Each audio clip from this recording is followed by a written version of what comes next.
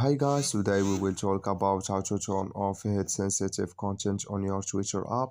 We will go to figure out the solution or know how you can do that.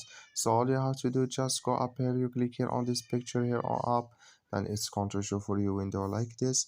And all you have to do now, so just go down, you click here on settings and support, and you go down here, you click here on settings and privacy. Then it's going to take you here in this window, so just go down and you click here on privacy, and it's going to take you here in this window. Then you just click here on content usage, and you come here in this window, so just click here on search settings. Then it's going to take you here in this window, so just go up, you click it, you come here to hide sensitive content.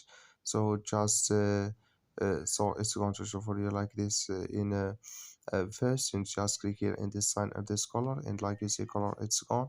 That's mean hit sensitive content is turned off now. So that's all you have to do. I wish you a great. Thank you for your watching. Don't forget to support us by liking, subscribe.